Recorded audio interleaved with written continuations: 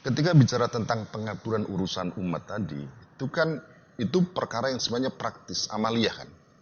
Nah, pria praktis itu berarti harus ada pelaksana praktisnya.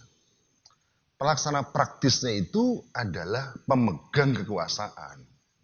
Itulah penguasa, al-hakim, itu di situ ya. Oleh karena itu namanya politik itu pasti harus ada al-hakimnya itu yang menjadi pelaksana munafidnya ini, jadi pelaksana hukumnya tadi itu. Nah, oleh karena itu kalau bicara politik berarti kalau tadi sebenarnya adalah satu itu di sisi yang melakukan politik secara langsung mubasyarah adalah penguasa itu. Nah, kemudian pihak yang kedua itu sebenarnya yang disebut individu dan partai politik itu masuk dalam dataran kedua, yakni pada umat. Nah, kalau umat itu dia tidak bisa menjadi pelaksana langsung dan tidak boleh menjadi pelaksana langsung. Tetapi umat ini posisinya adalah memberikan kontrol, dalam bahasanya muhasabah, agar apa? Agar penguasa itu berjalan sesuai dengan ketentuan Islam. Itu begitu. Contoh misalnya ya gini, misalnya ini kan ini Riyatus Sunil Ummah itu tidak hanya dalam soal pemerintahan, tapi juga dalam soal ekonomi, pendidikan dan seterusnya itu masuk dalam kategori politik. Ya. Contoh misalnya, contoh ya, gampangannya. Kita ini punya katakanlah tambang emas di Indonesia. Sebenarnya bukan tambang, bisa dikatakan gunung emas. Ya. Gunung emas ini, bagaimana mengelola gunung emas itu? Ya, tentu kalau dalam kembalikan kepada Islam, tambang emas, apalagi gunung emas ini adalah termasuk al-milkiyatul amah, ini milik publik. Gitu. Negara itu mewakili umat untuk mengelola gunung emas, tambang emas itu. Lalu apa? Lalu hasilnya dikembalikan kepada umat dalam bentuk misalnya pendidikan gratis, kesehatan gratis, keamanan gratis, peningkatan kesejahteraan, pembangunan fasilitas umum dan seterusnya. Itu nah, tetapi ini kan tidak akan mungkin jalan. Ini politik Islam.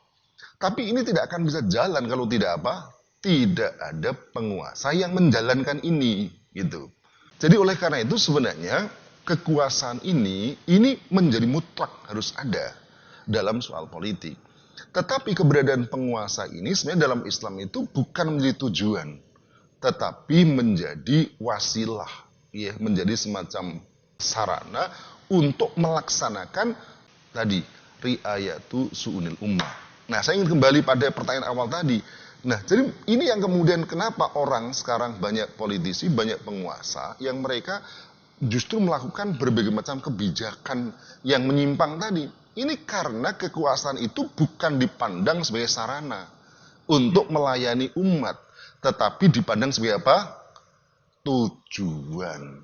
Nah, ketika kemudian menjadi tujuan, itu berarti akhirnya kemudian melupakan bahwa ketika dia berkuasa, tugas pokoknya adalah melakukan ri'ayatus sunil ummah.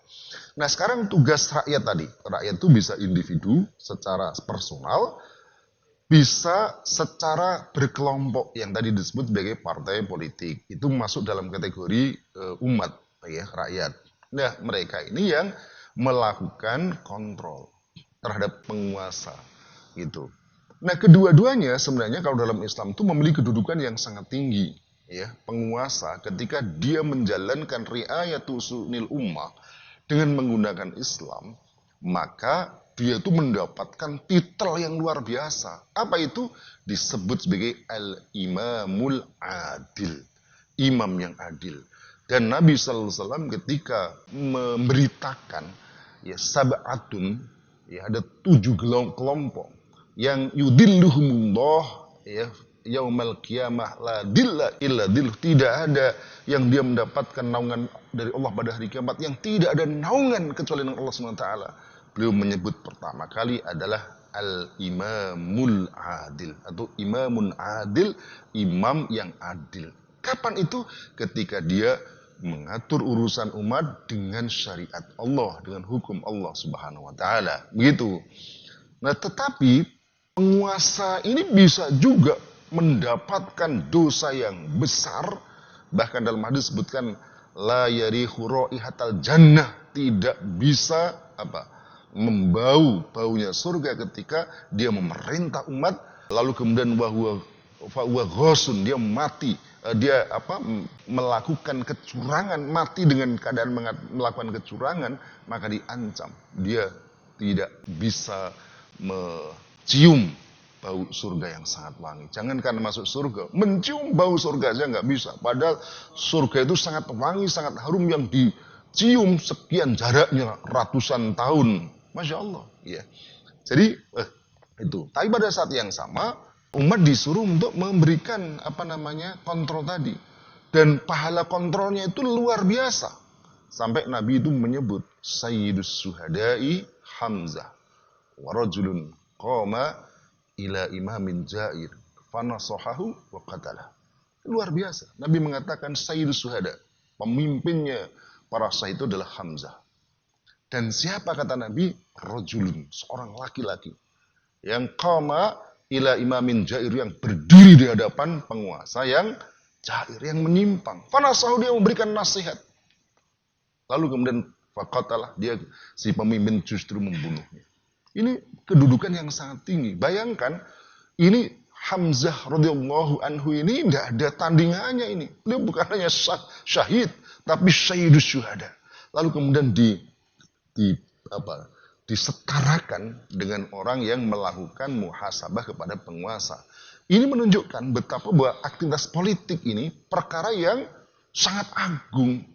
Yang kalau kemudian dia mati karena itu, dia bukan hanya menjadi syahid, tetapi Sayyidus Syuhada, menjadi pemimpin penghulu para syahid.